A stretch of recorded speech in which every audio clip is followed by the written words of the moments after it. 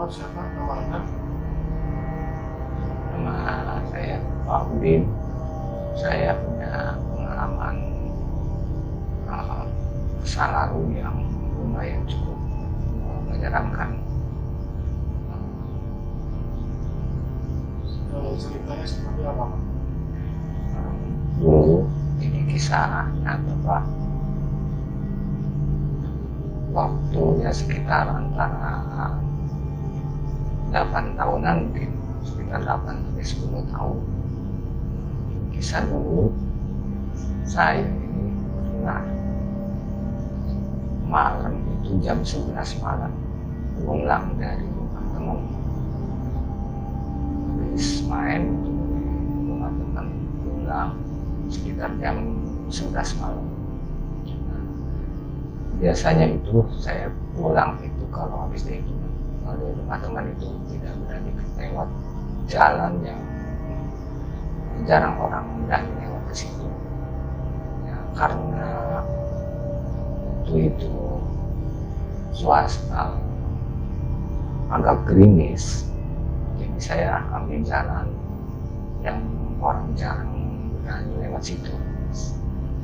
Ceritanya, setelah saya lewat jalan yang suasana lumayan cukup sepi karena cuaca gerimis, jadi saya jalan lewat kebun, termasuknya ya di situ angker lah, atau orang angker. Saya jalan, nah di tengah perjalanan itu lumayan merinding sih. Saya ya baca-baca doa lah sebisanya, karena memang terkenal sangat angker lewat jalan itu. Di tengah jalan saya melihat ada nenek-nenek, bener ini mas, nenek-nenek tua itu saya lihat sendiri pakai kalau di istilah bahasa sudah sih kayak semacam buat orang ke sawah, itu agak bungkuk, dia pakai tongkat. Tadinya saya ragu mau lewat situ, dia arahnya tuh jalan, dia jalan agak pelan. Saya berani lewat ke situ. Pas papasan, dia nanya, si nenek-nenek tua itu nanya sambil melihat ke saya, tapi karena malam hari jadi nggak terlalu jelas.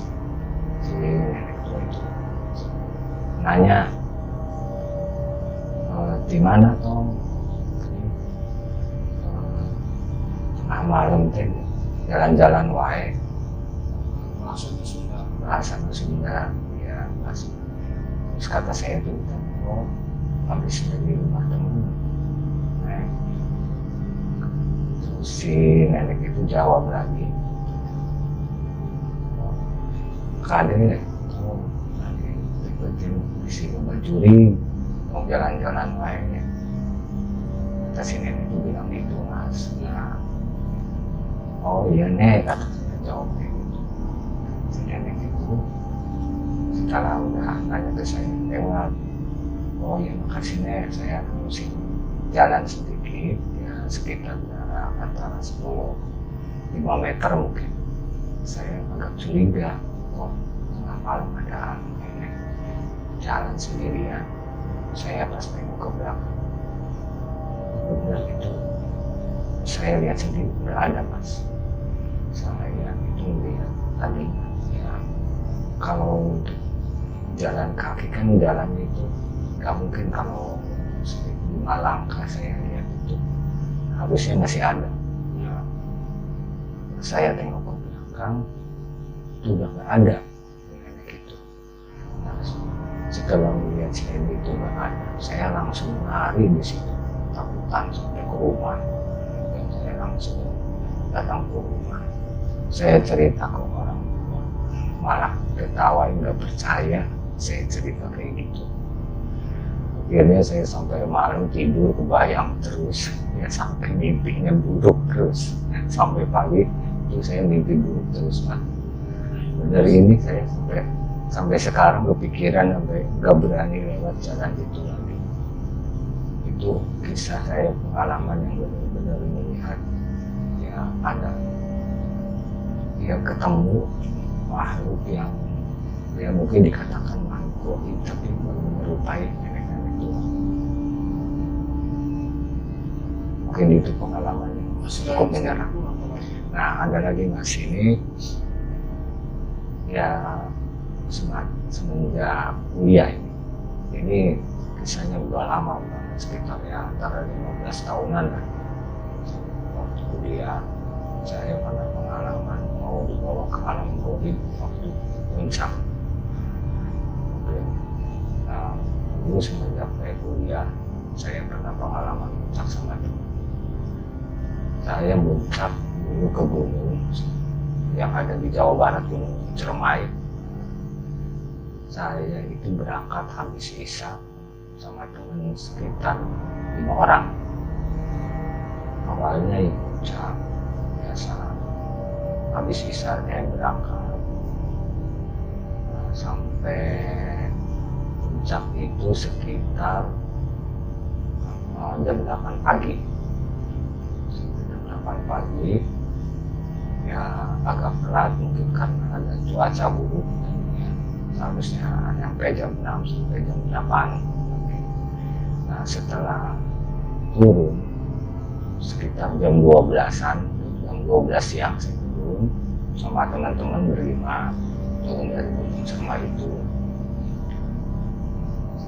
Ya sampai pertengahan itu sekitar pukul 4 sore.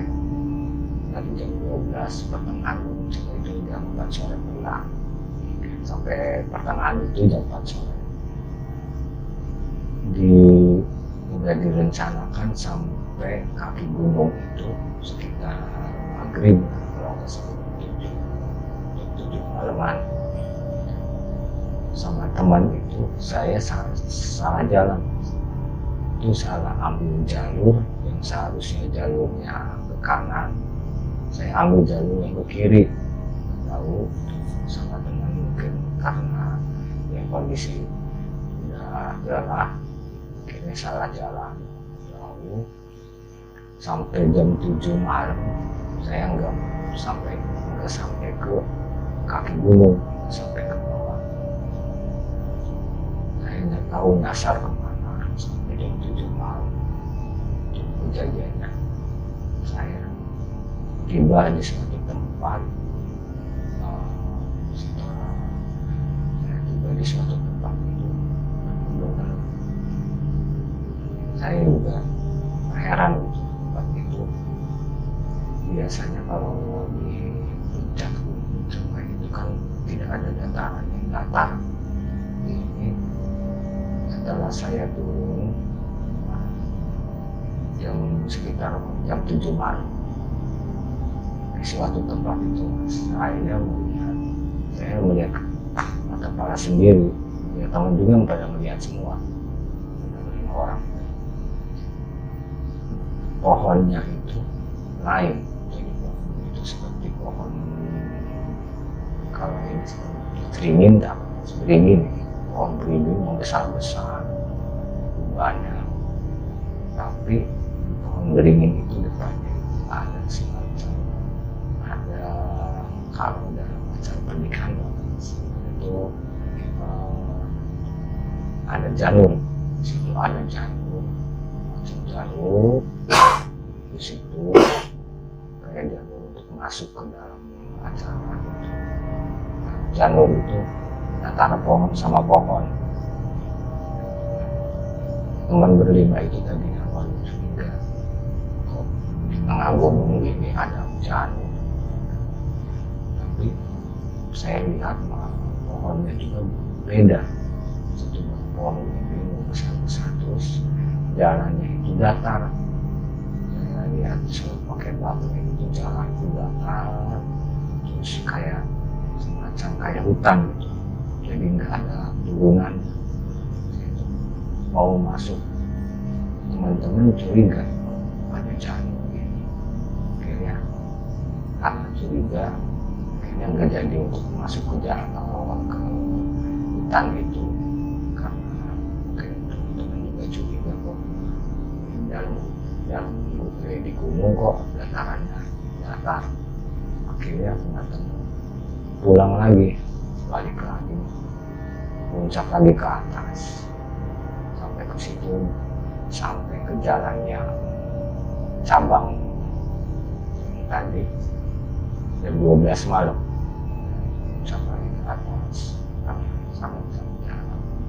Akhirnya kan sama teman-teman sampai jam 12 malam saya ke setengah gunung itu, pertengahan gunung itu sama teman berlima. Akhirnya karena kelelahan semuanya tidur, sekarang udah habis semua, gak ada makanan, gak ada minuman, semuanya tertidur. Dalam tidur itu saya mimpi, ini benar, saya dalam mimpinya itu saya seolah-olah datang ke sebuah istana. Di situ dalam istana ketahuan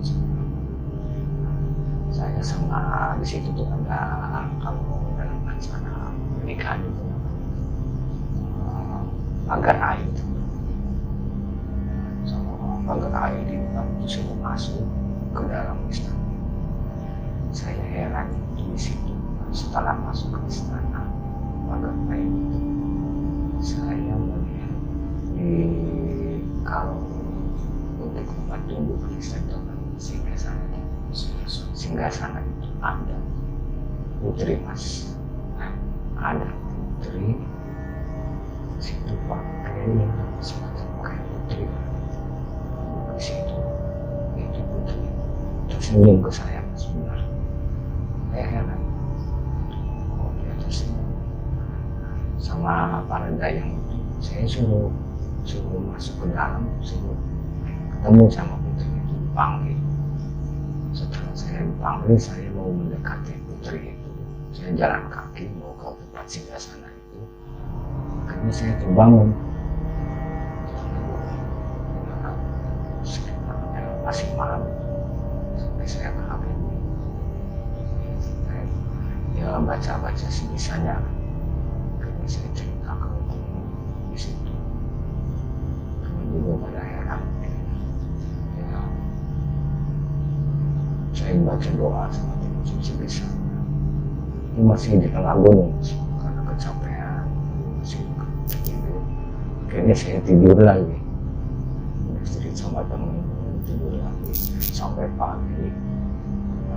Setelah pagi, sekitar jam 6 dan 7 pagi, saya baru turun jalan-jalan perbekalan ke habis sampai di gunung itu jam 12 siang. Ya, saya itu tanpa bekal, tanpa makanan, saya bisa bertahan itu sampai 2 hari tersesat di gunung, udah berbekalan habis. Alhamdulillah. Jadi saya hampir sama teman-teman berlima masuk ke dibawa ke kerajaan, nggak tahu Arab Gobi, ada dari Gobi mana. Ya itu mungkin kisah saya yang benar-benar cukup, ya masih ingatan saya masih cukup menyeramkan. Mungkin itu Mas ya.